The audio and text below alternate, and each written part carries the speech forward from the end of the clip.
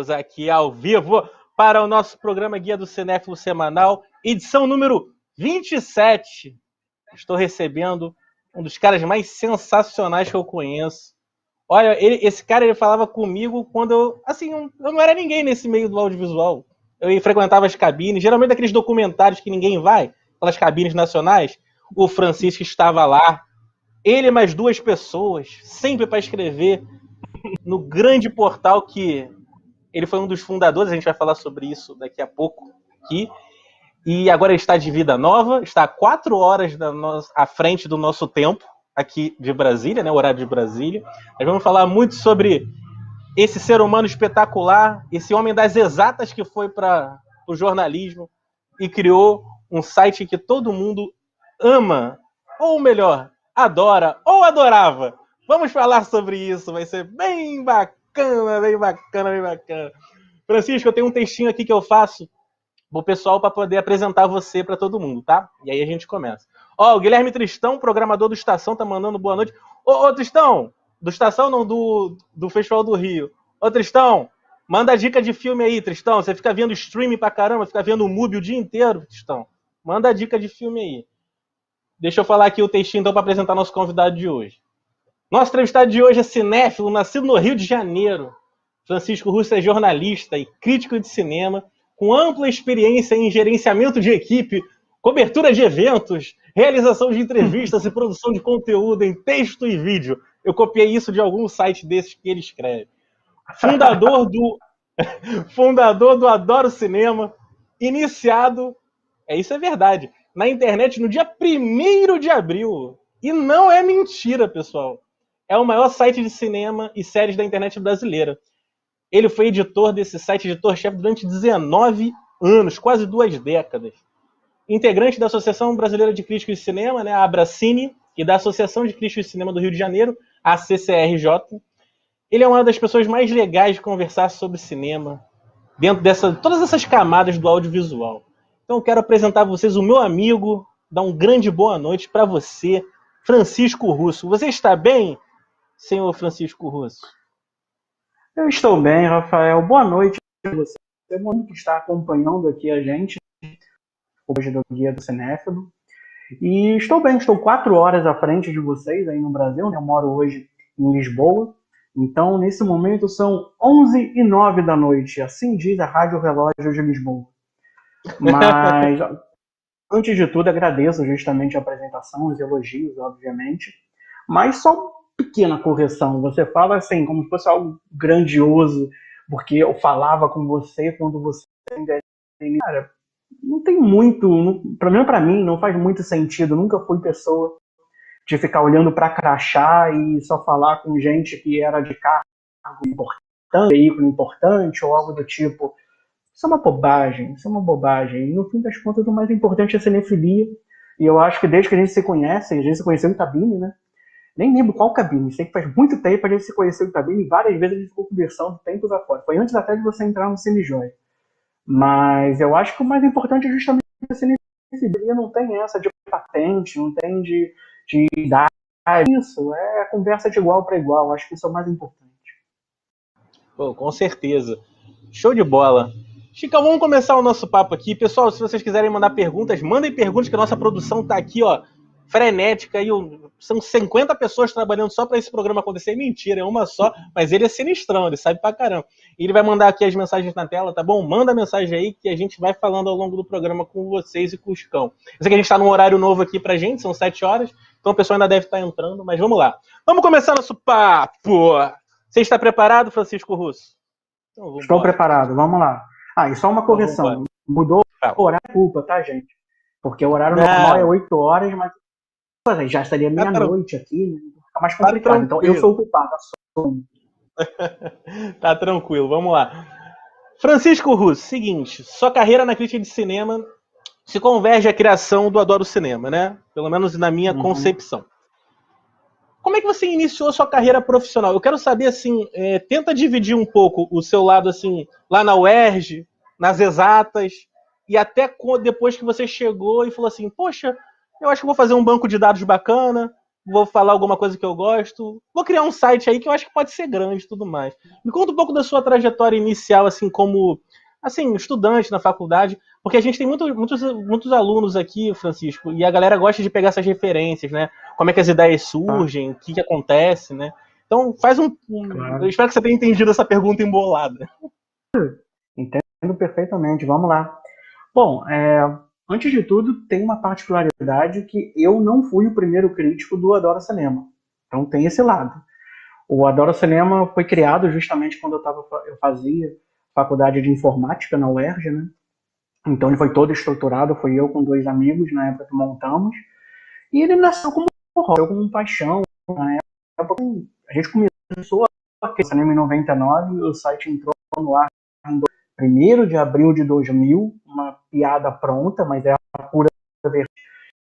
Na época você não como definir a partir de que data o site entrava no ar, né? Você subia tudo, fazia o upload por FTP, comprava o domínio e tinha um prazo assim de datas que ele entraria e começaria a funcionar. Por acaso, no caso do Adoro Cinema, foi 1º de abril e assim ficou uma piada pronta. Era um problema. Todo ano a gente tinha que fazer a notícia de aniversário do Adoro Cinema e falar isso não é piada, mas é verdade disso. Então, bom, o site nasceu como um banco de dados. Na verdade, nem tinha crítica quando ele nasceu lá em 2000. Ele tinha uma ficha de ainda não tinha de diretores. E as coisas foram crescendo um pouco ao longo dos meses, ao longo dos anos.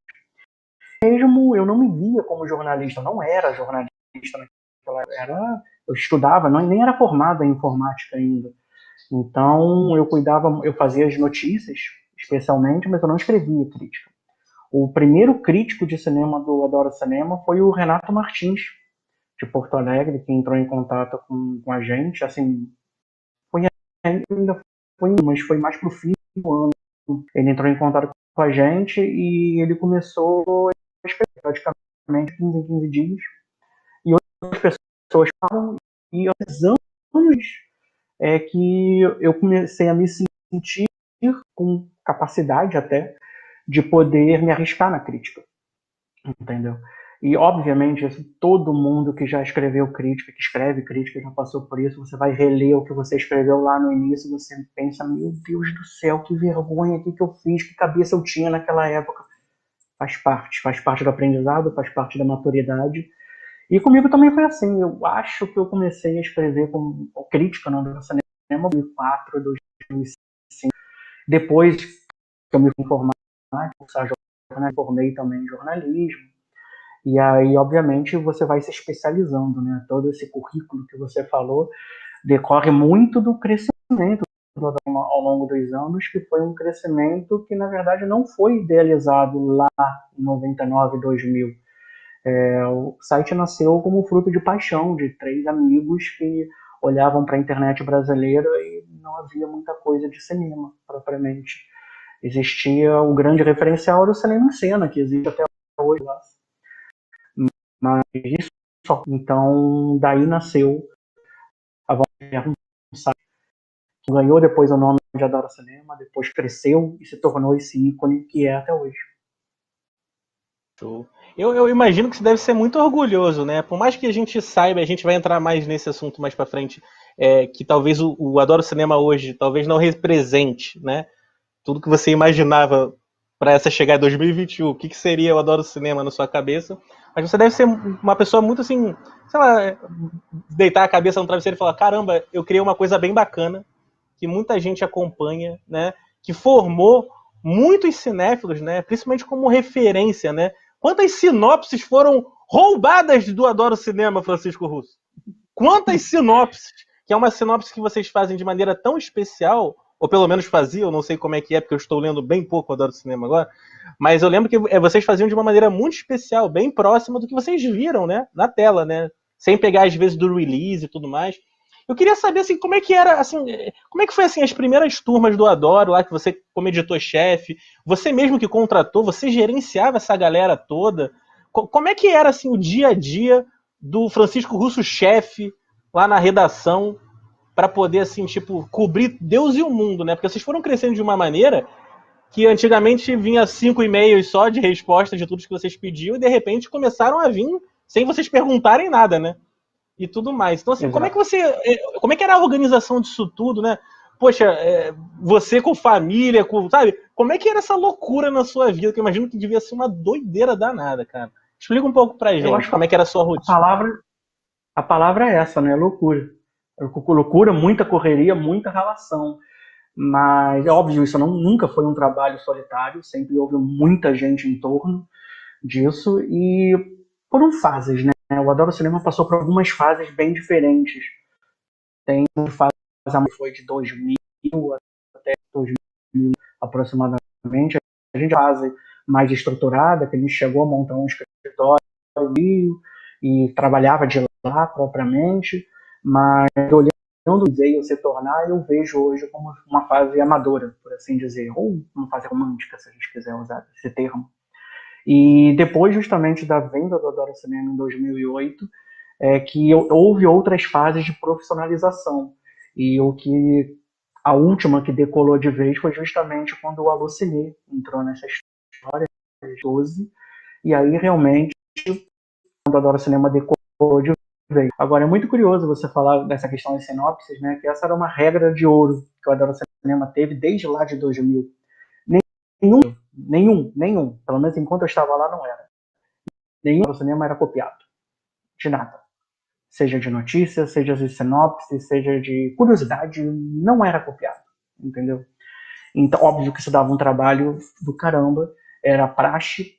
Muitas vezes, por exemplo, quando se fazia ficha de filme, e eu fiz muita ficha de filme, ficha de ator, ficha de diretor, eu ralei muito na confecção de banco de dados, numa época que não era um banco de dados automático, era manual em HTML, então era bem complicado. Você sabe, você tomei da informática. Então, todo o texto era original, era onde tinha, porque, por exemplo, o filme era inédito, o filme ou série, né? O filme era inédito no Brasil, o que acontecia, a gente tinha que fazer uma sinopse com o que a gente pesquisava, né? Porque a gente conseguia descobrir na internet, mas criando um texto a partir dessas fontes, e era uma praxe, sempre que algum crítico geralmente via o filme, voltava aquela ficha para atualizar a sinopse, e às vezes até corrigir erro, acontecia de ter erro. Mas é muito curioso porque esse material, tudo original, foi um dos chaves do sucesso do Adoro Cinema, porque não se fazia isso naquela época, ainda mais em português, isso lá em 2000. No fim das contas, isso foi essencial para o posicionamento do Google. Você falou quantas pessoas, quantos sites copiam a sinopse no Adoro Cinema, e o Google tem um sistema interno de ranqueamento, não é apenas isso, mas um dos itens que ele tem é a medição de texto, qualquer texto é copiado ou não. Então, por exemplo, se eu publico um texto agora e você, Rafael, copia para o teu site, o que ele vai fazer? O Google sabe que foi publicado antes e o seu foi publicado depois. Se copiou, isso é um atestado de qualidade do meu texto e é um atestado para você, porque você está me copiando. Você vai ser prejudicado no seu site e eu. Então, o fato do Adoro Cinema, das sinopses do Adoro Cinema ser muito explica a arte, não é apenas isso, mas explica em parte o excepcional ranqueamento que o Adoro Cinema tem, basicamente todos os filmes, todas as séries do Google. Caramba, eu não tinha pensado sobre isso, é verdade. Caramba, que loucura, né? Que loucura. Mas Pois e que é. bom, que bom. Mas que bom, é porque eu já vi muita cópia, cara. Já vi muita, cara. Já vi muito por aí. E tudo mais, é bom que vai tudo pro Adoro.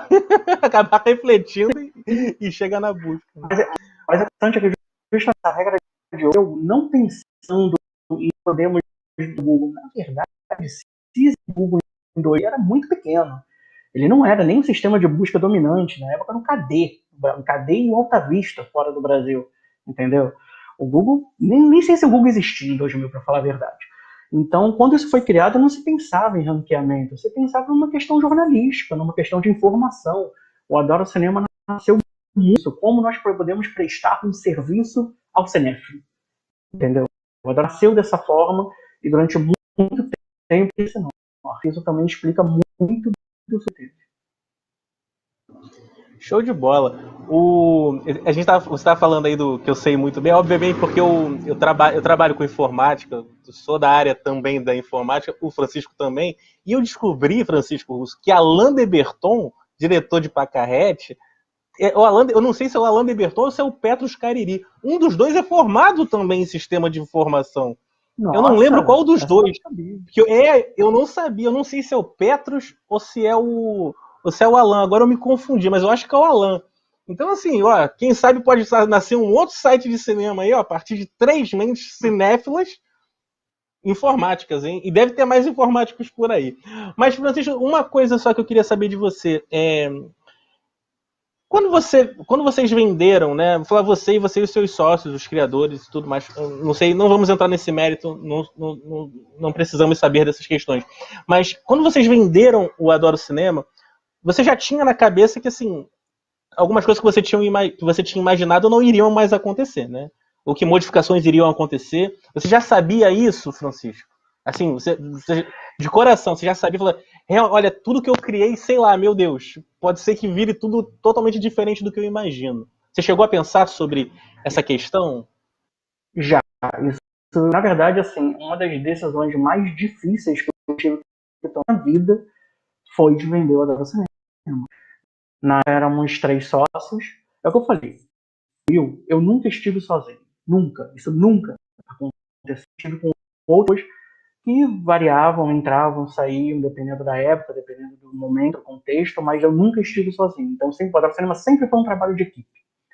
Mas em 2008 éramos 3 sócios e a gente estava num momento que era uma encruzilhada para o Adoro Cinema, porque o ainda era um site nele, era um site tecnologicamente, era um site que tinha alto em relação a servidor.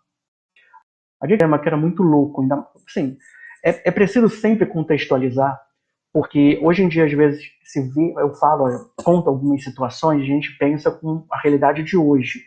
Eu estou falando de uma internet de 2000, 2005, 2008, nesse momento que era É completamente muita diferente. diferença. É muita Muita. diferença. Não existia banda larga, não era fácil ter servidor, até gratuito hoje você consegue servidor, não existia blog, não existia o YouTube, nada disso, era completamente diferente. Então, a gente tinha um problema que era crônico, era o seguinte, o cinema tinha servidor mais caro, uma potência, uma capacidade melhor para as pessoas continuarem acessando. Isso exigia um maior investimento em servidor que não era barato. O maior custo que o Adoro Cinema teve era servidor. Chegou num ponto que a gente não tinha mais como investir, porque o dinheiro que a gente conseguia receber em relação ao Adoro Cinema não era suficiente para a gente fazer um investimento tanto tecnologicamente, para a melhoria que um site precisava. A gente olhava para os outros sites de cinema, todos os outros tinham um banco de automático, não tinha, entendeu? Então o Adoro Cinema precisava de um investimento e durante o tempo a gente tentou não vender o site, a gente tentou parcerias, entendeu? Nesse sentido, porque pudesse ter esse investimento para o site dar esse upgrade que era necessário para a sua sobrevivência. A gente não conseguiu. Todas as empresas com quem a gente entrou em contato tiveram interesse, algumas tiveram interesse, todas elas vieram e falaram que no mínimo queriam mais de 50%, que eu acho e até compreendo. Se você está investindo dinheiro numa mão, que óbvio você está com risco, você quer ter recurso sobre isso. E esse era um problema, porque o Adoro Cinema crescia, o servidor ficava sobre, a gente não tinha dinheiro para melhorar o servidor, o site começava a ficar lento ou até saía do ar, aconteceu várias vezes, e aí caiu o acesso, aí voltava ao normal, quando voltava ao normal começava de novo, piorava de novo, então era cíclico. Era assim, basicamente a cada 2 meses o site saía do ar. Chegamos nesse ponto, entendeu? E fora que assim, em 2006, 2005, 2006 foi o auge que o Adoro Cinema tinha tido até então, ele chegou a 15 milhões de page views. Em 2008 eu estava em 10 milhões, mas já saiu justamente porque o problema você pensa, o usuário, a sessão do site toda hora caindo, você enche o saco. Você não continua nele, entendeu? É questão da experiência do usuário. E a gente tinha plena consciência disso. Então, a partir do momento que a gente não conseguiu parcerias, a gente chegou num ponto que era uma escolha muito difícil, porque a gente estava vendo que do jeito que as coisas caminhavam, talvez o Adoro Cinema acabasse. e talvez ele acabasse em 1 ano, entendeu?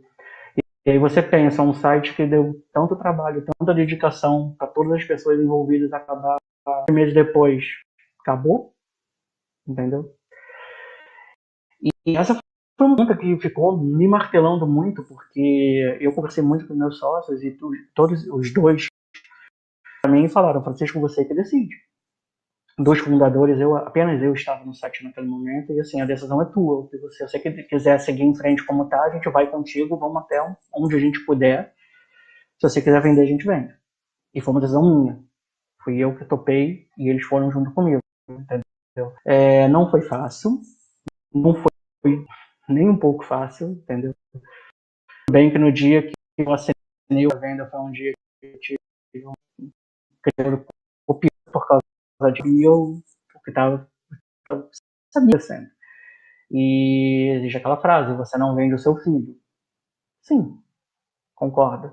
Mas eu tinha que ser racional naquele momento. Talvez em 1 ano o Adoro Cinema não existisse mais. Entendeu? E eu, assim, anos mais tarde, 1 década depois, quando o George Lucas vendeu a Lucasfilm e deu aquele estardalhaço, uau, ele vendeu Star Wars pra Disney, aquela coisa toda, eu entendi perfeitamente o que o George Lucas falou. O George Lucas não precisava de dinheiro. Ele já é trilhado com o rendeu. Só que o George Lucas chegou num ponto de idade que ele não tinha mais vez de seguir em frente com a franquia Star Wars por conta própria. Então, se ele não repassasse, se ele não vendesse para alguém, no caso foi a Disney, Star Wars talvez morresse ali. Talvez acabasse ali. Então aquela venda, óbvio, ele fez uma tremenda venda, ele ganhou muito dinheiro com isso, mas aquela venda não foi por causa do dinheiro. Aquela venda, sua criação tivesse continuidade. A venda do Adoro Cinema foi que a criação tivesse continuidade, seja comigo, sem participação. E eu tinha ciência. Então, mas, quando o Adoro foi vendido, existia uma cláusula, que isso foi eu que pedi, os compradores aceitaram, de que eu integraria na equipe justamente por mais 2 anos, e eles também tinham total interesse justamente para fazer essa ponte das mudanças que o Adoro Cinema passaria, dessa coisa toda. Mas a partir daquele momento eu já tinha na minha cabeça que assim, são 2 anos. São 2 anos e vai acabar. Em passar esses 2 anos eu estou saindo do Adoro Cinema, eu já estava fazendo a faculdade de jornalismo na época. Então minha mente já estava direto nesse sentido, assim, não é mais meu, e eu não vou mais daqui a 2 anos. Só que eu continuei trabalhando normalmente, me dedicando com o meu grau natural de dedicação. E o que aconteceu? Quando chegou 1 ano e meio depois, a empresa que comprou veio me procurar para renovar o contrato por mais 3 anos. Então, assim, na minha cabeça, eram 2 anos. Não ia passar disso. Sabe? Eu fiquei me preparando mentalmente para esse momento de separação. E foi estendido. Disso, eu continuei. O Adoro Cinema foi revendido para o Alocine.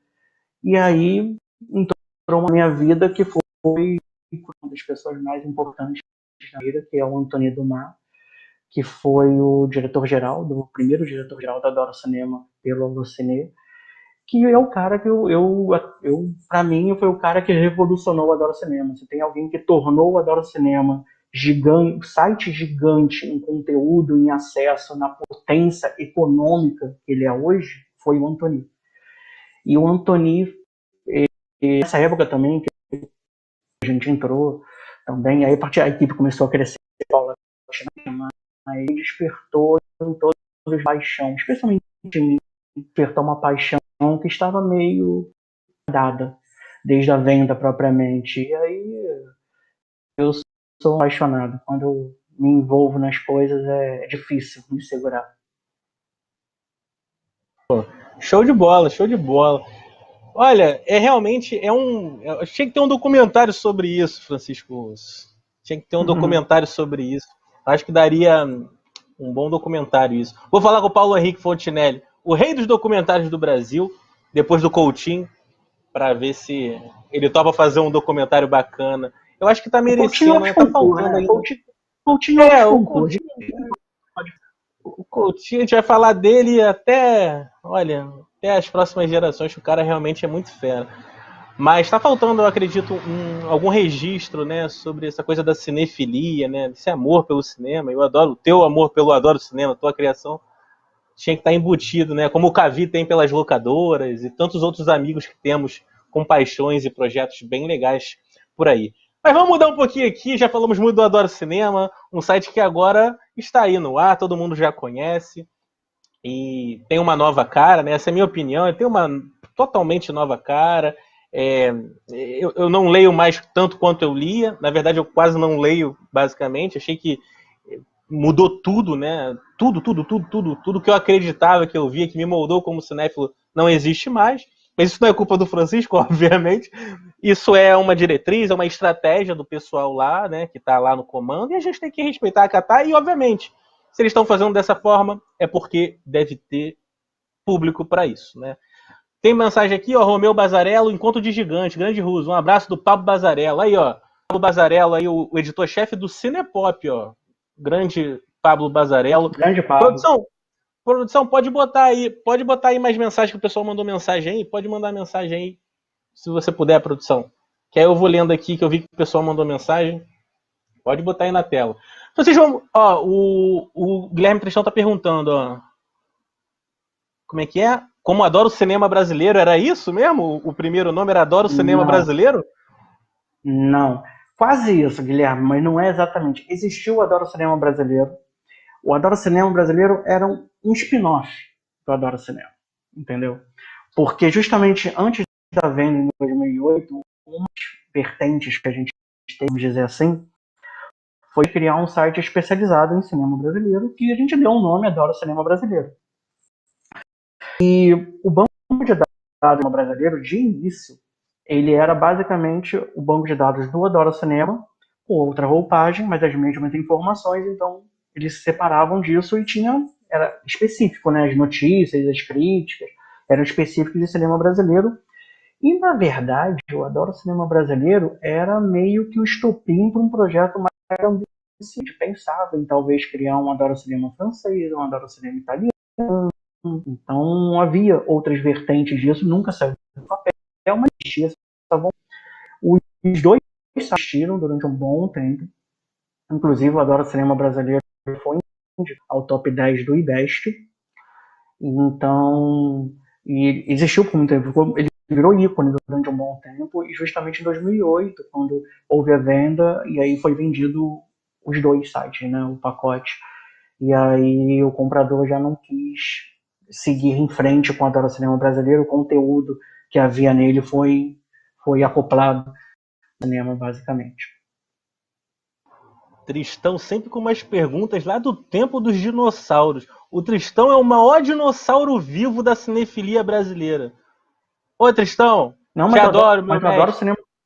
Mas eu adoro o cinema brasileiro. Ele fez história, ele marcou. Na seara de sites de cinema, ele teve uma participação muito importante. Foi uma boa lembrança, Guilherme. Pô, Guilherme, olha, ele tem caderninhos que ele fica catalogando filme, catalogando. Olha, você tinha que chamar, na tua época de Adoro Cinema, o Guilherme Tristão para fazer sinopse de filme. Ia ser um site de comédia, o Adoro Cinema. Ia ser Adoro Rir sobre Cinema. Porque ele faz sinopses, olha, de uma maneira mega engraçada. Um filme sério, ele consegue fazer uma sinopse engraçada. Grande Guilherme Tristão, um dos programadores do Festival do Rio de Cinema. Estamos loucos para que tenha a próxima edição do Festival do Rio de Cinema aí. Vamos ver se 2021 acontece, se Deus quiser. Mas fala, inclusive, Francisco. Rafael, só te cortando umas coisas. Claro. O Festival do Rio é essencial na existência do Adoro Cinema, porque foi no primeiro Festival do Rio, lá em 99, foi o ano que eu descobri Almodóvar com Tudo Sobre Minha Mãe, descobri Takeshi Kitano com Verão Feliz, descobri Robert Altman com os filmes do Festival do Rio. E acabou o Festival do Rio, eu ia procurar justamente sobre informação sobre esses filmes, eu não encontrava em lugar nenhum, no máximo em inglês, entendeu? No caso, eu lembro bem desse filme do Kitano japonês, cara, até isso era difícil. Mesmo no IMDb, quando não são...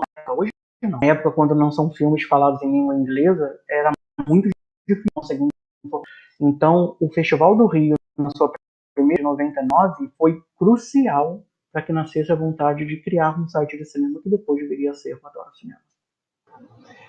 Que bom que você fala isso. A gente entrevistou aqui, Francisco, a Hilda Santiago, foi uma das entrevistadas aqui do programa. Ela que é uma das criadoras do Festival do Rio de Cinema, uma mulher espetacular, fantástica, carinhosíssima, com todo mundo elegante. Nossa, e cinéfila, né? Sabe muito de filme, vê muitos filmes. Ela que é uma das gerentes lá também do Estação, né? Das CEOs, né? Não sei como é que é a nomenclatura do pessoal do Estação, mas uma das sócias do Estação. E, obviamente, também do Festival do Rio. E um beijo para a Hilda. Questão agora com o festival, né? O festival virtual, Estação Virtual, tá bem legal, em parceria com o Cavi Borges. Tem mais de 180 filmes nacionais gratuitos nesse festival. Então, pessoal, você que não viu muita coisa bacana, é bem legal aí que eles contam também um pouquinho da história do Festival do Rio.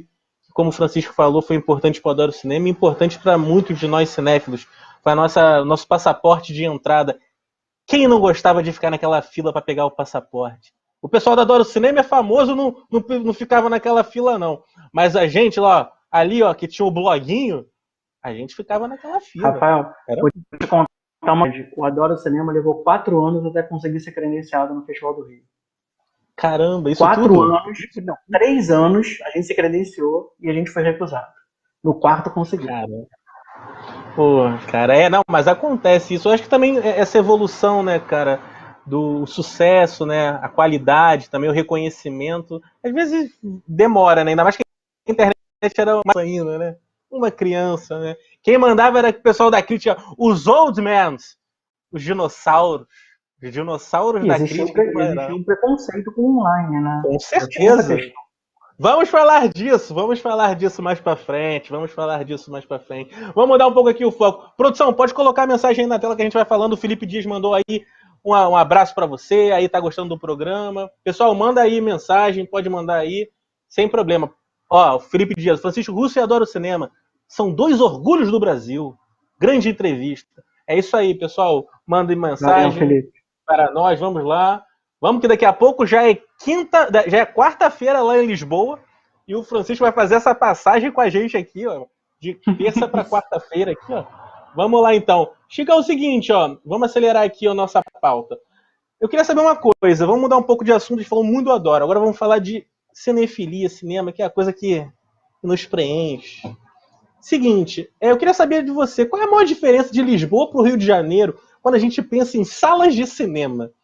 Assistir um filme numa sala de cinema na Europa é diferente do que assistir um filme nas salas de cinema do Brasil?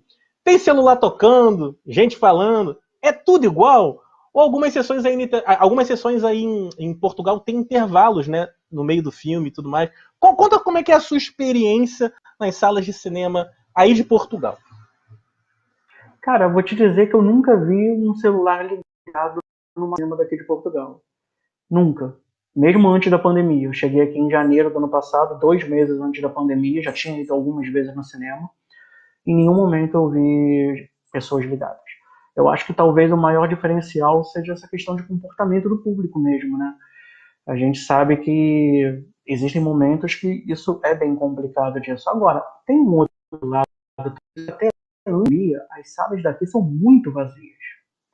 Muito vazias mesmo. E mesmo antes da pandemia, eu não fui em nenhuma sessão de pessoas disso. E eu não estou falando só de circuito de arte, não, estou falando de, entendeu? Filme grande mesmo. Tenet, por exemplo, quando eu fui ver no dia que estreou, porque eu fui fazer uma matéria para o UOL, eu vi eu e mais 7.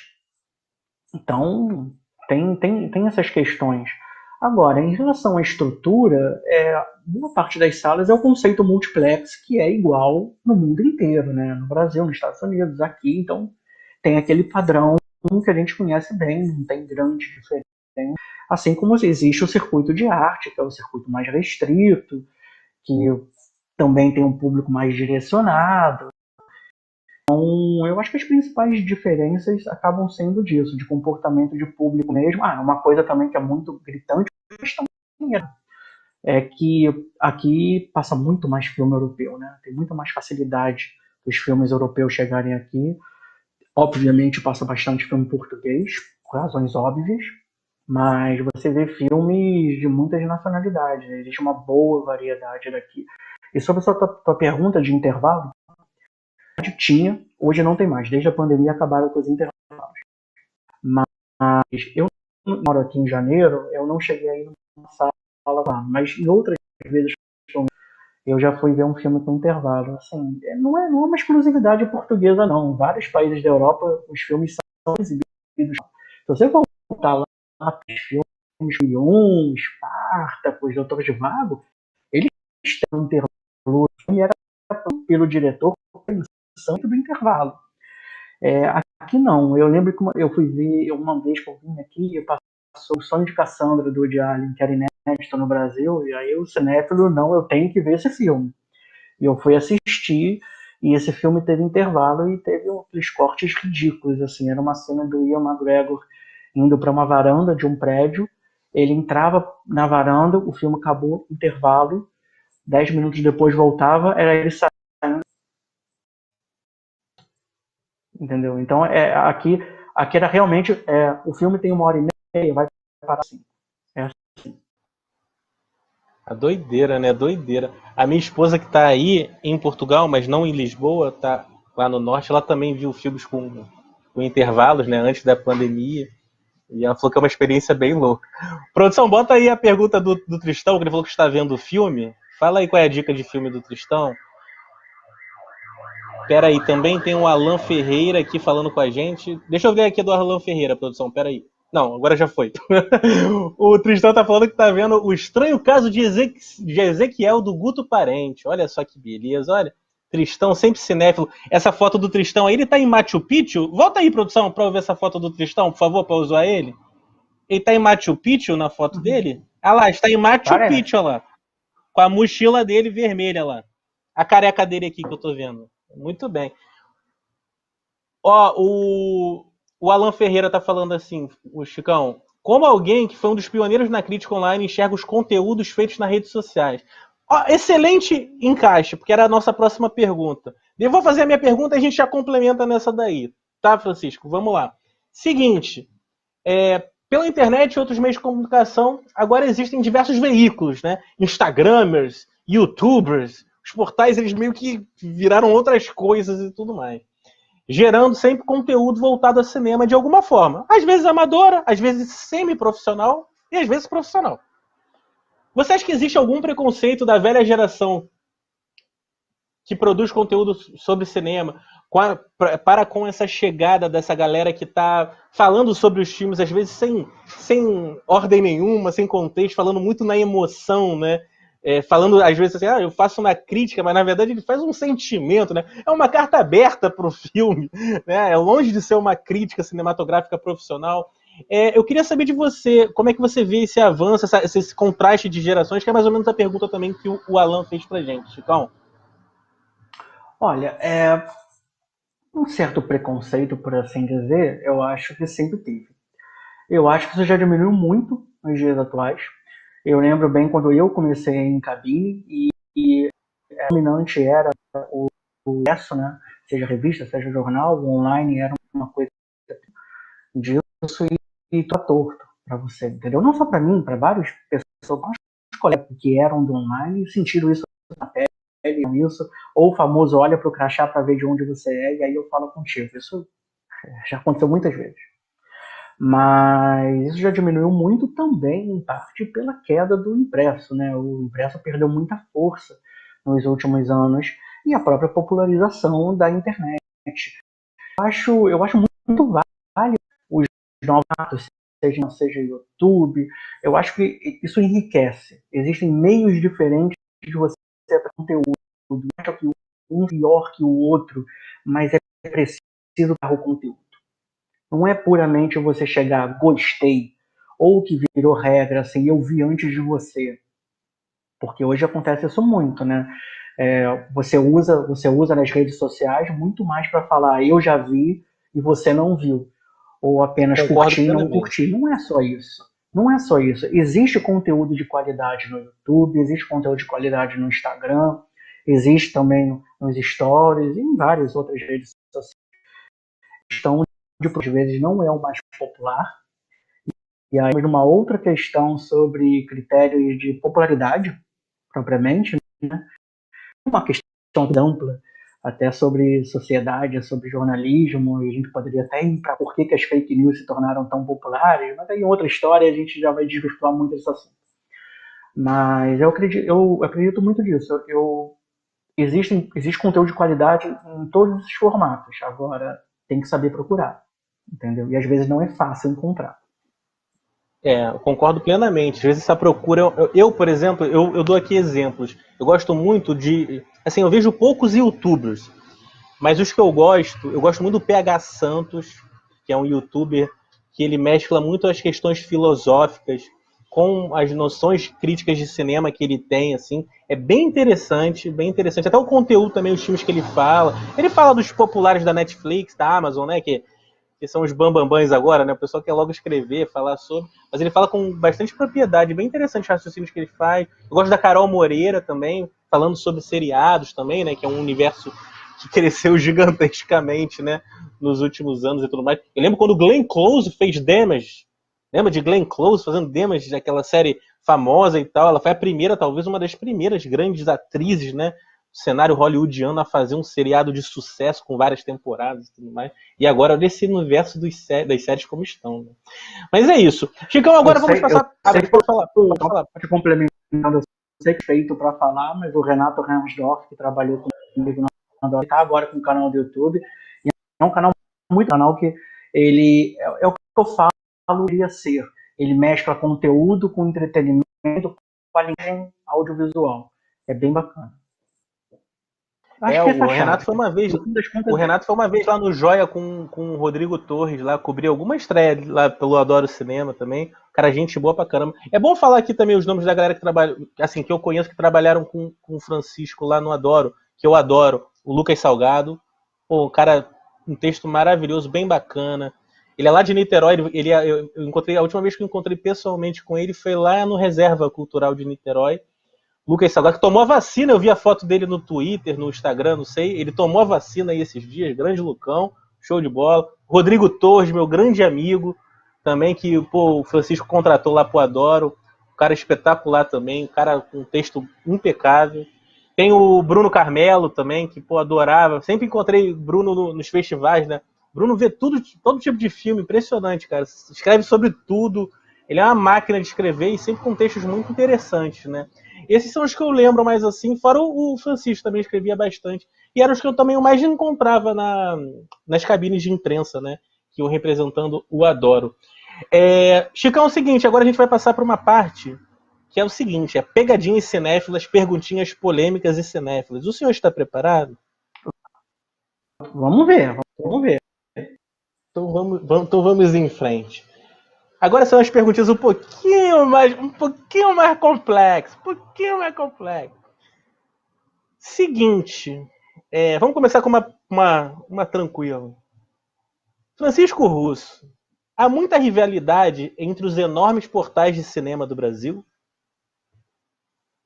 Rivalidade, assim, sempre me dei bem com as pessoas, entendeu? Eu nunca fui de olhar crachá, então assim, eu com gente, o Pablo Villanueva, que foi uma influência atrás na criação do cinema, e isso denuncia a idade do Pablo do que qualquer outra coisa, na verdade, mas o Pablo é um grande amigo, entendeu? Então, grande crítico de cinema também. Grande crítico, o maior crítico de cinema do Brasil. Então, eu sempre me dei bem com o pessoal do Cinepop, com o Pablo, que mandou mensagem agora, com o pessoal do Cineclick. Então, eu sempre me dei bem com todo mundo disso. Eu acho que essa rivalidade, bem entre aspas, acaba rivalidade até comercial, porque especialmente eles disputam espaços junto às grandes distribuidoras, não só especial, mas também coberturas, junkets. Isso na época que existia junket, né? Porque a pandemia agora matou isso tudo. Mas então existia eu acho que essa rivalidade acaba sendo muito mais por esse lado.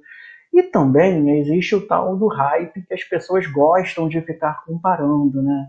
Especialmente nessa era que Marvel, DC, que explodiu. Durante muito tempo você ficou falando Marvel, Isso tudo nasceu por causa de uma crítica minha do Batman vs Superman, que era uma crítica do 2,5 de 5, entendeu? E as pessoas acharam um absurdo isso, absurdo. E aí veio uma sucessão de filmes ruins da DC, todos eles escritos por variados críticos, com notas até mais baixas em alguns casos. E aí se começou esse mantra na internet de que o Adoro Cinema era contra a DC e a favor da Marvel, porque a Marvel tinha críticas com notas positivas. Isso é teoria da conspiração, essas coisas nascem na internet, as pessoas faz parte. Eu brinquei quando eu pude ver Coringa quando eu cobri o Toronto, a crítica de inédita no Brasil. E eu estrelas. Eu lembro que na época que eu divulguei no Facebook, eu falei, sempre falaram que eu era, sempre que me cobraram que eu era Marvete, eu falava, basta DC fazer um filme bom que ele será bem avaliado. Tá aí, 5 estrelas, Coringa, entendeu? Mas são coisas que surgem na internet. Eu acho que rivalidade entre equipe editorial, não. Existem vários casos na antiga equipe da Adoro Cinema, de pessoas que falaram com o Junket, com o Melete, com o Renato Marafon. E assim, todo mundo se tratava bem, conversava. Não acho essa questão. Show de bola, show de bola. Esse negócio da nota, eu sou meio polêmico em relação a isso. Eu odeio nota em crítica. Assim. Eu sei que o público gosta e que é necessário para os portais terem essa questão da nota e tudo mais. Mas eu odeio nota. Eu gosto de ler o texto, eu gosto de ouvir a pessoa falando. Eu não sei se é porque também aquela questão a famosa questão do bonequinho, né, do jornal o Globo, que as pessoas olham para o boneco, às vezes sem olhar para o texto, né, sem ter o carinho pelo texto, que não é nem um texto tão grande, né? No impresso são textos até mais reduzidos e tal. E às vezes tem bonequinho parado, que é meio que uma cotação mais ou menos ali, mas o texto está maravilhoso, levantando vários pontos reflexivos importantes, né, para você assistir, conferir aquilo ali. E muita gente deixava de ir ao cinema por conta de bonequinho e tudo mais, mas vamos falar um pouquinho mais para frente sobre isso. Seguinte, Francisco Russo, tem muito crítico de cinema mala? Você já dividiu algum júri com algum crítico de cinema mala? Não precisa citar o nome, mas só diga sim ou não. Olha, eu vou te dizer que eu não participei de muitos júris até hoje. Assim, eu não lembro de ter tipo, alguém problemático, por assim dizer, disso. Para que no cinematográfico, como qualquer outro meio, na sociedade sempre tem pessoas que você é mais próximo a pessoas que você não é tão próximo. Isso faz parte da afinidade, isso faz parte da sociabilidade. Mas assim, acho que definir como mala, acho meio difícil.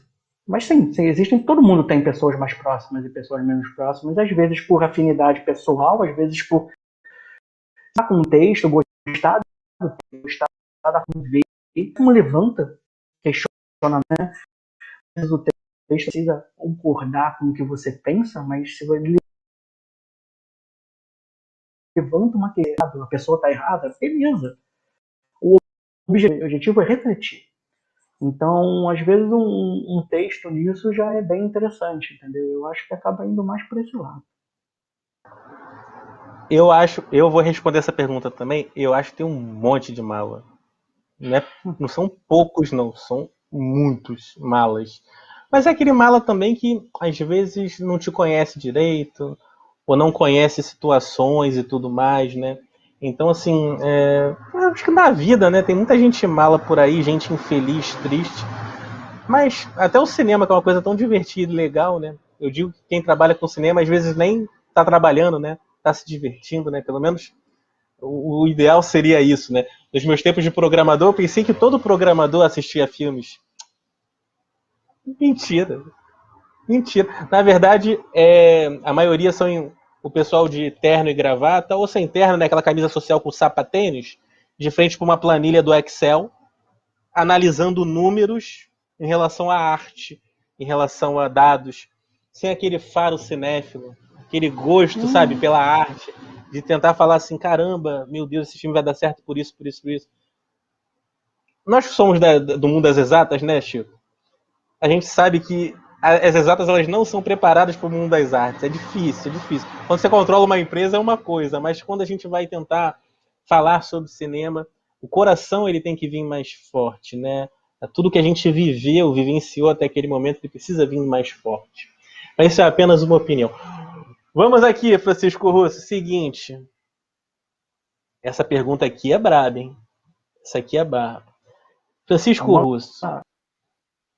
Há pessoas que escrevem sobre cinema, cultura em geral, que são de esquerda, mas outras que são de direita. E tem algumas também que falam que são do meio campo. Você acha que sendo de um lado ou de outro, isso acaba influenciando o ponto de vista sobre uma obra? O que você acha? Influencia de alguma forma, mas eu não acho isso ruim. Porque é um ponto de vista, é uma análise, entendeu? É a mesma coisa que um jornalista esportivo declarar o seu time de coração ou não. O terceiro, o Palmeiras, tem gente que não fala abertamente, mas não é por causa disso que ele não vai criticar o Palmeiras se ele achar que não é o Palmeiras. Eu acho que a questão é justamente você ter discernimento, entendeu? Não é por ser um filme de questões mais próximas à esquerda ou à direita que ele vai ser excepcional. Não, existem coisas ruins de um lado e do outro, existem coisas boas de um lado e do outro. Eu acho que o mais importante é justamente você levantar questões, mas eu não vejo propriamente como ser de esquerda, ser de direita, como algo negativo. Negativo pode ser um bom trabalho de, por exemplo, você... eu esqueci qual é o nome do filme, aquele documentário do Olavo de Carvalho, anos atrás. Acho que é o Jardim das Aflições, não lembro se é título, posso estar enganado. Cara, aquele filme ali é pavoroso, entendeu? Pavoroso. Ninguém entende como é que ele ganhou o CNPE. Tem gente do próprio CNPE que questiona isso. Mas ganhou, o júri da época resolveu dar esse prêmio, mas não é pelo fato de ser um filme baseado no Olavo de Carvalho que ele tem que ser maravilhoso, fazer milhões de público. Não tem nada a ver, entendeu? Já fala um filme, outro filme que alguém faça ser muito bom. Pode é muito Show de bola. Você está saindo bem das respostas, seu Francisco Russo. Olha só, seguinte, você faz parte da Abracine, né, e da CCRJ, Associações de Críticos de Cinema no Brasil. Algumas delas, né? Uma é do nacional, uma é mais regional aqui do Rio de Janeiro.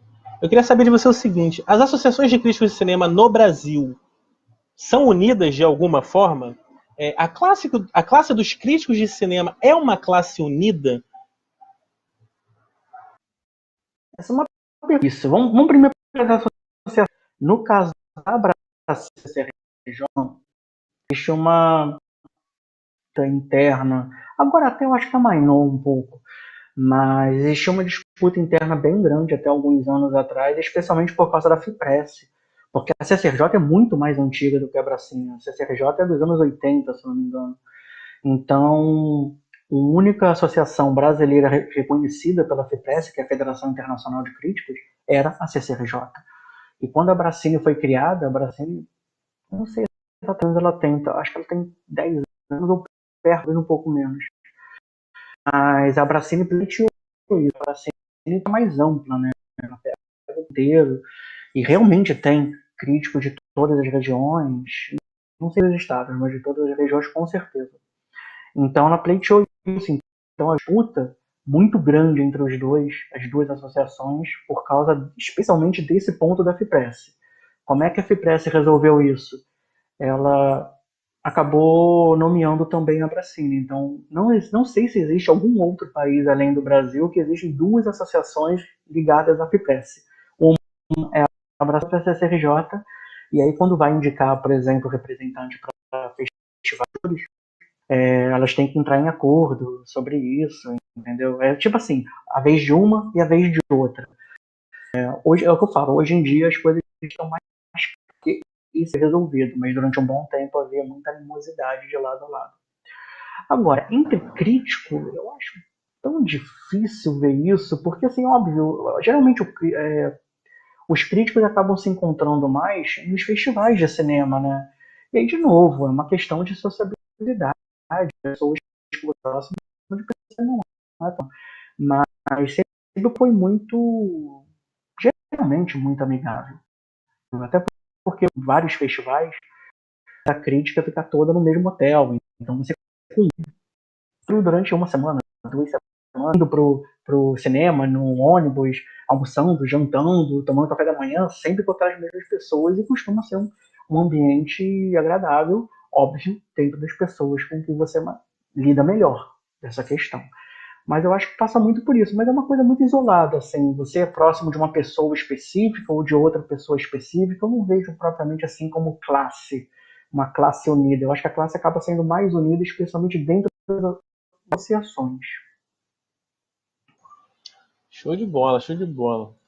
Seguinte, teve algum. Você já entrevistou trilhões de pessoas, tanto no Brasil como lá fora, né? Pelo Adoro, ou também pelos outros portais agora que você está escrevendo. Agora você tá fazendo freelance. Como é que tá? Antes de eu fazer essa pergunta, como é que tá o Francisco Russo hoje? O que ele está fazendo? Para onde é que ele está escrevendo? Bom, eu tenho trabalhado como freelancer, pessoal, então tenho feito algumas matérias, até escrevendo mais do temos agora aqui no Brasil, há mais ou menos um mês. Então, assim, antes, quando o cinema estava aberto até o ano passado, era habitual justamente estreavam aqui antes, não séries, não é propriamente só filme. Estreava no Brasil, eu preparava uma matéria. O Tenet estreou aqui em setembro, no Brasil, outubro. Quem escreveu a matéria do UOL fui eu, uma coisa, e por aí vai.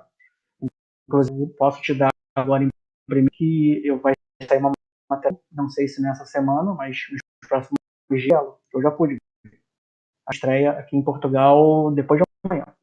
Então, é um tipo de caso. A princípio, só vai estrear, entendeu? Então, são oportunidades hoje e eu entro com frequência para o UOL. Então, atualmente é o que eu tenho feito. Pô, show de bola, show de bola. Deixa eu fazer aqui mais a outra pergunta que eu ia fazer. Você já entrevistou muita gente, né? Aqui no Brasil, aí fora. Teve alguém que foi bem deselegante? Se você não quiser falar o nome, não precisa. Mas você se sentiu mal na entrevista, sabe? Aquela questão de tipo, pô, te admiro e pô, tu é assim, meu camarada, minha camarada, tá entendendo? Porque pra gente é muita paixão, né? Envolvida, porque a gente ama o que a gente faz. Eu queria saber de você, assim, como você faz com tudo com muita paixão, com muito amor, nessas horas deve gerar uma dor, assim, né? Já teve, Francisco? Cara, Russell Crowe, quando veio no Rio, pro Noé. Aquela foi uma aqueles momentos que você te quebra completamente. Eu lembro bem que eu não ia fazer. Foi uma entrevista em vídeo. Se você quiser, pode contar. Você lembra do vídeo até hoje. Se ninguém tirou, deve estar lá. Mas era uma pré-estreia no Fres Lavum, que teve. E eu adoro fechado uma parceria justamente com a Fox. E a gente tinha organizado, a gente teve uma série, sido mais, eu acho que eram 20 convidados, a gente tinha um bom número de convidados lá que a gente tinha conseguido. E a gente, todo mundo com camisa temática, com cartazes, assim, tinha uma área específica para os fãs, entendeu? E tinha lá o espaço, né? O Russell Crowe ia passar no tapete vermelho e ia entrevistando, ele ia ter, sei lá, ia responder 3 ou 4 cada veículos lá. E eu não iria fazer a entrevista porque na fazer vídeo, eu não lembro se é Renato, eu não lembro se o Renato já esteve naquela época, mas não seria eu. Não seria eu. Mas acabou que fui eu por uma situação de momento que eu realmente não lembro qual foi. E eu lembro que eu estava bem nervoso, já estava aquela questão toda. O nosso cinegrafista atrasou, o dia que choveu, deu um caos no trânsito, Lagoa é aquele caos absurdo, né? Então, assim, já chegou em cima da hora, aquela coisa, então já estava bem intenso, estava com as perguntas. A gente ia fazer um vídeo, né, da pré-estreia. A minha última pergunta, não é uma pergunta, mas ela estava na última praia antes. Os fãs estavam bem do meu lado. Era uma Russell Crowe justamente que aqueles fãs vieram vê-lo, coisa e tal, que queriam ver se ele tinha o que ele ler aos fãs que puderam, chuvoso, alguma coisa desse jeito. Ele olhou, ele fez assim, ele olhou assim pro lado, viu os fãs, virou assim pra mim, não. E foi. E não falou com É os fãs. brabo, né? Que coisa Só que louca aquele momento que isso. você passa assim, você fica olhando assim, tá, tudo bem. As outras perguntas respondeu. Tá no vídeo. Está no vídeo. Mas isso rolou. É muito Era mais melhor ter assim. entrevistado o Aronofsky. Ia ser mais divertido. Pois é. Ó, o Fabrício Duque tá mandando aí, ó. Salve, salve, russo, estás a falar portuga. Aí o nosso Fabrício Duque, esse também é um viajante do cinema. Fabrício Duque, é porque estamos em época de pandemia aí, mas quando acabar essa pandemia, o Fabrício Duque estará viajando pelo mundo, pelos cinemas do mundo todo. Ele só não conseguiu entrevistar o Nicolas Cage, porque o Nicolas Cage fugiu da editoria dele. Logo, o Nicolas Cage, ele, um ser tão amado, tão amado. Você chegou a entrevistar o Nicolas Cage ou chegou perto de entrevistar o Nicolas Cage alguma vez, Francisco Russo? Cara, eu não lembro. Acho que não. Não lembro do Nicolas. Sim, lembrei. Lembrei. Eu estive na mesma sala que o Nicolas Cage, serve. Serve. Eu lembro do Festival de Cannes, que passou na quinzena dos realizadores, os Cães Selvagens, com William Dafoe. E fui ver esse filme e a apresentação. E aí tava não lembro se o William Dafoe, mas o Nicolas, e ele falou com um povo, ele foi ovacionado, obviamente. Se eu não me engano, foi o filme de encerramento da quinzena. Eu nunca vi o Nicolas Cage, mas foi o momento que eu estive mais perto dele. Olha, Nicolas Cage, eu ainda tenho outro dia eu sonhei com isso. Eu falo os meus sonhos na internet, o pessoal fica zoando, falando, você é maluco. Não, mas eu sonhei que encontrar Nicolas Cage no trem na Europa, num trem na Europa, não sei aonde, em qual país e tudo mais, mas ainda irei encontrar Nicolas Cage e vocês vão ter emprego que eu vou entrevistar ele durante 1 minuto, vou falar tudo que eu penso dele em 1 minuto, vai ser uma coisa épica, uma coisa épica, épica. Mas o Fabrício Duque foi o que mais chegou perto, eu acho, dos jornalistas brasileiros, pelo menos os que eu conheço, que pelo menos chegou a falar alguma coisa, alguém da editora em Veneza, foi no lançamento de Joe, alguma coisa assim. E aí ele foi mega deselegante lá. Ele tem esse vídeo guardado, outro dia ele me mandou. Foi bem complexo. Olha só, vamos aqui agora, Francisco, passar para a parte final do nosso programa. Estamos quase chegando no final do nosso programa. Esse papo que passou super rápido. Vamos falar que agora a questão é o bumerangue cinéfilo. O que é o bumerangue cinéfilo, Francisco Russo? Eu faço, é tipo de frente com o Gabi, aquele final do de frente com o Gabi, uma palavra, uma frase, um pensamento e tudo mais. Beleza? Então vamos lá. Francisco Russo. O que mais incomoda um crítico de cinema? Mais um crítico? Nossa, essa é uma pergunta difícil. Como de cinema, talvez seja o achismo. Tem vídeos. Eu acho que o achismo é um mal que, se pudesse ser dado, estaria um bem danado. Francisco Russo, qual, na sua opinião, como cinéfilo, qual o melhor festival de cinema do Brasil? Como cinema profissional. Como cinéfilo. Eu tenho um festival do Rio. Eu lembro de formato. Cara, 2 semanas eu desapareci. Eu já cheguei a convencer para trocar data de prova para o Rio. Eu fiz essa prova, entendeu? O do Rio era aquele momento que aconteça, né? No momento que acontecesse, era sagrado para mim. A minha vida parava naquelas 2 semanas. Eu devo muito do que eu sou como cinéfilo ao Festival do Rio. Exatamente. Eu também. Eu acho que muitos de nós aqui, cariocas, né, que de alguma forma estamos perto desse universo, né, e realmente o festival é danado. Mas eu acho que como profissional, acho que você falaria a Mostra de São Paulo, tô errado? A Mostra de São Paulo, porque é uma mostra de organização impressionante. Assim, eu já cobri algumas fora do Brasil. E isso vai soar arrogante, mas não cobre um festival, você algo que te chama muito a atenção a organização. Você pensa, assim, um festival como Cannes, como Toronto, como Veneza, consegue organizar isso com 5 mil pessoas todo dia, em vários lugares, consegue fazer as coisas organizadas. Como é que no Brasil não se entendeu? E eu acho que o festival que chega mais perto da organização de São Paulo tem uma organização absurda, que é assim, como profissional, que eu nunca fui para mostra como cineasta. Às vezes eu fui cobrir 2 vezes, as 2 vezes foram cobrindo, no caso, pela Adoro Cinema. Então, eu imagino também para o cinéfilo é muito fácil você cobrir uma mostra de São Paulo. Show de bola. Concordo plenamente. É impressionante assim também o catálogo, né? Até esse ano, no meio da pandemia, né? Nesse ano, no ano passado, que eles conseguiram colocar filmes a R$6, né? Pelo streaming, pra galera poder assistir. Foi um festival, assim, maravilhoso. Vários filmes maravilhosos, né? Lançados, já foram lançados Mas eu falo nas nesse momento plataformas. que foi atípico. No momento atípico do online, não. O presencial já era assim, entendeu? Assim, Eles conseguiram manter, fazer tudo, sim, no ambiente virtual, virtual, você basicamente não tem festivais, você conseguiu fazer um do porte que a Mostra de São Paulo ter corrido bem com filmes antes, famosos, um projeto que deve ser ressaltado. Com certeza. Francisco Russo, qual o melhor streaming disponível hoje em Portugal? Qual é o melhor? Não ouvi?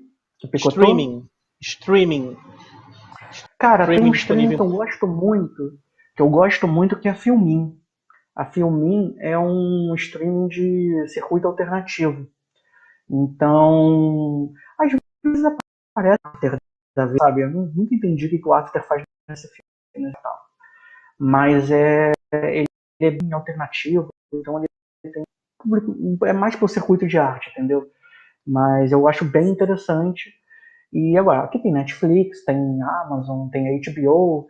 A diferença, aqui não tem HBO Max, quanto. Mas a HBO daqui é bem diferente da HBO brasileira, porque ela não pega só as produções da HBO, ela pega produções que aí no Brasil são do Stars Play e outras produções da Paramount. Assim, eu nunca entendi tem uma particularidade nos streams daqui, assim, isso me chocou muito. No Brasil, geralmente, se um filme ou uma série está na Netflix, não está em nenhum stream. É só ali. Entendeu? Nos casos de filmes mais antigos, isso pode acontecer, a gente não é. Aqui não. É muito TV. Por exemplo, Parasita está na Filmin. É muito comum você ver filmes que estão na HBO, estão na Amazon menos, na Filmin. Então, assim, ao mesmo tempo. É uma parte como se fosse um circuito de cinema, né? Como se fosse um circuito de cinema, que o filme está em várias salas, né? E aí dá opção pro cara. Se você for parar para pensar que o objetivo é que você assista, isso é super interessante. Mas eu confesso que até hoje eu não entendi muito bem como, pensando em mercado, isso existe, mas existe. Show de bola. Agora, a última pergunta, Francisco Russo, para liberar o senhor para poder ir dormir. A pergunta mais difícil de todo o programa. Francisco Russo, qual o seu filme favorito com Nicolas Cage? Nossa. Eu falei que era difícil. Peraí. Cara, nunca pensei num filme favorito com Nicolas Cage. Tem filmes muito bons. Só eu que penso essas coisas. Só eu que penso essas coisas. Cara, Despedida em Las Vegas é muito bom. A adaptação é muito bom. A Rocha, a Outra Face é muito bom. Eu adoro a Outra Face. Talvez seja. Não, tem aquele. Qual é o nome do filme? Coração Selvagem, David Lynch, também é muito Coração bom. Selvagem, Coração Selvagem. Por aí, o Coração Selvagem com a Outra Face. Eu lembro que a Outra Face, eu vi no cinema esse filme. É um filme que me chocou demais. assim, muito surpreso, assim. É uma vibe completamente diferente, né? E vai ter um Mas o remake, Nicolas né? Cage Viu que vai ter um remake isso aqui. infelizmente. Meu Deus do céu. é, Que nem fizeram com é. Point Break lá, o Caçadores de Emoção, né? Aquele remake bizarro, né? Vai ser uma coisa Hum, terrível. Jesus Cristo é o Senhor. Que os deuses cinéfilos abençoem a gente. Mas eu acho uma regra que diz que você sabe que envelheceu quando o filme que você viu no cinema vai ser refilmado. Ih, tamo ferrado então, filho. Tamo ferrado, já estamos O ficando Vingadores bem já velhos foi. já. Vingadores do Futuro. Olha, Francisco Russo, quando eu estiver em Portugal, irei aí, vou pegar o trem, que a minha esposa falou que tem o trem, que ela mora lá do lado da estação do trem.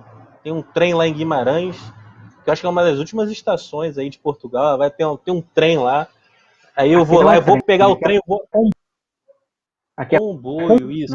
não é trem. Ela fala pra mim, estou no meu pequeno almoço, eu não entendo nada, eu vou entendendo as coisas aos poucos. Eu tô louco pra conhecer os Mas mercados daí de Portugal. Ela fala toda hora dos mercados de Portugal. Pingo Doce, ela falou que compra muito no Pingo Doce, e num outro aí que ela falou que é enorme, só que agora eu esqueci, cara, o continente. nome do mercado. Continente. Continente. Meu cartão de crédito já foi muito nesse continente.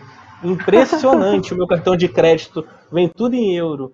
Mas, Francisco Russo, ó, obrigado, cara. Poxa, você ser esse cara Nada. nota 1000. Obrigado por ter disponibilizado esse tempo. Eu sei que já tá tardão aí. Cara, Nada. continue sendo esse cara sensacional. Continue criando coisas. Não pare, cara. Continue criando coisas.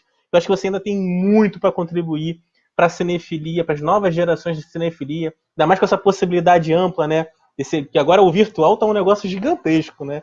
Você que criou uma coisa tão maneira, tendo quase nada no virtual, imagina agora. Então, assim, tô louco para ver os seus próximos projetos. E vou aí entrevistá-lo pessoalmente. Vou levar o microfone assim do Guia do Cinéfilo aí, ó. Que a gente toma aí um café. A minha mulher falou que tem um joelho maluco aí, que eu esqueci o nome agora, que ela falou também que é muito bom aí, um doce aí, sei lá, um salgado aí bacana. Eu tenho que conhecer a culinária, que eu gosto de comer bastante. Eu gosto muito de gastronomia, então eu vou comer pra caramba. Aí vou tomar cerveja Sagres, né? Não tem aí? Bock, Super Bock, essas coisas todas que tem por aí. E pra te encontrar, te dar um abraço e a gente falar muito sobre cinema. Em breve iremos fazer isso, Francisco Russo. Em Com breve, certeza. Será vacinados, muito bem-vindo. vai dar tudo Vou te certo. encontrar no comboio. Isso, comboio. show de bola, show de bola. Eu quero fazer um tour pelos cinemas daí, cara. E quem sabe até ter um cinema meu, que o meu sonho é ter o meu cinema e eu poder programar de novo tudo que eu quero, trazer muita coisa nacional. E o senhor será um dos convidados, hein? Estou falando hoje aqui, dia 18, aí 19 de maio. Irei ter um cinema e Francisco Russo será convidado. Chicão, obrigado por tudo. Você tem 1 minuto para agradecer, para falar o que você quiser. Agradecer ou não, falar que foi uma merda, não gostei. É com você, você tem 1 minuto. Realmente foi uma merda, né? Brincadeira. Cara, só agradecer a você, Rafael, pela oportunidade dessa conversa, assim. É o que eu falo, eu acho que a grande importância, no fim das contas, o que me moveu, o que move você, a gente tem um início muito parecido com essa questão de ter nascido, por assim dizer, na informática, né, e depois migrado para o cinema. Então, eu acho que eu acho que hoje em dia a gente já pode até abrir mais o leque também, né? Hoje em dia cada vez mais parecidos, claro que é com diferença em matéria de qualidade, mas eu acho que no fim das contas é isso que nos une, né? É essa paixão pelo cinema. Então eu acho que foi isso que fez o Olhando Cinema nascer, foi isso que me norteou, não só a mim, mas toda a equipe. Existia uma paixão muito grande naquelas pessoas, então esse facho cinéfilo que você recitou era muito por aí, e ele existe ainda hoje. Então, tá indo. O Renato com o canal no YouTube, o Lucas está no Cinepop, a live, streaming, newsletter, trabalhos também, vários outros no Papo de Cinema. Então, tá todo mundo produzindo, eu no UOL também. Então, o importante é isso. O importante é a gente continuar atuando, continuar na cinefilia, seja curtindo ou passando o que, essa análise, nossas informações, cada um ao seu jeito, claro, cada um dentro do seu veículo, mas eu acho que isso é bem importante. E, de novo, agradecer a oportunidade, agradecer a todo mundo que ficou fora, que 1h30 de programa, mas 1 hora agora, ficou assistindo. Valeu por paciência para ficar até aqui. Show de bola. Pessoal, semana que vem vai ter aqui, na terça-feira, 8 da noite, né? Voltamos para 8 da noite. Vamos ter o André Sturm. Vai ser um papo muito legal. Eu espero que vocês acompanhem. Vai ser bem divertido. O André, Pandora Filmes, né? Distribuidora. Tem o Petra Belas Artes, um cinema adorado por muitos, né? Não só de São Paulo, do mundo todo, do Brasil e tudo mais. E também tem o Petras à la carte, né? A Belas à la carte, alguma coisa assim, eu sempre esqueço. Mas é o streaming mais barato, talvez com um dos melhores catálogos que tem aí na internet brasileira, né? Então a gente vai conversar muito sobre essas questões com ele. Vou passar rapidinho aqui a agenda de junho, que a gente já tem ela fechada, porque nós somos um programa que se adianta aqui, já deixa tudo bonitinho. Nós temos várias pessoas que o Francisco Russo conhece aqui, com certeza. Ó. No dia 1º de junho nós temos Paulo Mata, um dos maiores programadores de cinema do Brasil, programador do Cinearte UF, um cinema belíssimo, de frente para a praia de Caraí, na Miguel de Frias. Ele é um cara que sabe muito sobre cinema, é amigo de Guilherme Tristão, vai ser um papo super bacana com o Paulão. No dia 8/6 nós temos, esse aqui é amigo do Francisco Russo, Marcelo Miller, o grande carequinha da crítica, Marcelo Miller, corintiano. Vai ser um papo super divertido. A gente ficava horas conversando lá em frente ao Cinejoy. Então, assim, preparem-se para umas 5 horas de programa. A não ser que ele tenha que ver 500 filmes, que o Marcelo vê filme de 5 em 5 minutos. E ele é professor agora, tem cursos online, a gente vai falar tudo com ele. No dia 15, nós temos Marco Dutra, um diretor fantástico brasileiro. Ótimos filmes, tem As Boas Maneiras, Silêncio do Céu e tantos outros filmes maravilhosos. Vamos falar com o Marco Dutra, vai ser bem bacana. Ele respondeu ao meu inbox do Facebook falando, vamos fazer, Rafa. Eu falei, vamos fazer, vai ficar show. Ó. No dia 21/6, outra pessoa que o Francisco Russo conhece também, o Marcelo Janot, crítico de cinema do Globo. Vamos conversar com o Marcelo Janot, uma autoridade na arte cinematográfica, na crítica cinematográfica, um cara que eu adoro. E olha, eu já vi uma situação do Janot que eu adorei, que assim, no meio de uma cabine de imprensa de um filme importante, um crítico de cinema falando no telefone. O Marcelo Janot levantou e falou, meu Deus, como assim falando no meio da sessão? Eu achei aquilo o máximo. Só o Marcelo Janot para fazer isso. Defendeu a classe de nós queridos cinéfilos, críticos de cinema, sobre uma pessoa que estava lá absurdamente falando no telefone numa cabine de imprensa, meu Deus do céu. Olha só que absurdo. Grande Marcelo Janot. No dia 22 nós vamos falar com o André Pelém, diretor de cinema. Já deve ter tido várias matérias lá também no Adoro Cinema. Vai ser bem bacana. O André é mega cinéfilo. No dia 28, meu ex-chefe convenceu o velhinho. Jean-Thomas Bernardini, a Bíblia cinéfila francesa. Preparem-se para... A gente vai ter que até abrir o close caption aqui, porque vai ser um papo super bacana. A gente vai falar de futebol e vamos falar também de cinema. Pergunta para a experiência dele como ele faz como é que é? Ele faz uma participação. Pergunta para ele sobre a experiência dele como ator. Porque ele é verdade. Um brasileiro. Se eu não me engano, é o Fim de Festa. Posso estar enganado, mas se eu não me engano, é o Fim de Festa. Eu tava no reserva ainda. Ele pegou um avião para ir lá filmar. Deixa comigo. Boa. Vou anotar essa daqui para ele. Então, dia 28 temos Jean-Thomas Bernardini. Vai ser a figuraça. Esse é meu amigo. Vocês vão gostar do velhinho. Ele é sinistro. E ele é o dono do Reserva Cultural, né, de São Paulo e aqui de Niterói também. E no dia 29 nós temos Simone Yunes, a programadora do Cine Sesc de São Paulo.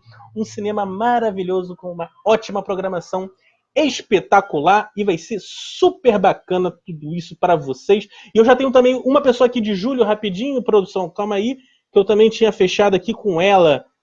Mariane Morizawa, ela é uma jornalista fantástica de cinema. Francisco Russo conhece muito Mariane bem. Mariane é ótima, super competente. Vai ser super bacana. Então, pessoal, aqui só entra cinéfilo, só diretor cinéfilo. Mariane conhece muita história de bastidores dos festivais grandes. Estudou muito desses festivais. Deixa comigo, o Francisco Russo dando a dica pra gente. Ó. Então, pessoal, Obrigado pela presença de todos. Chico, um beijo para você, meu querido. Fica com Deus. Muito cinema na sua vida.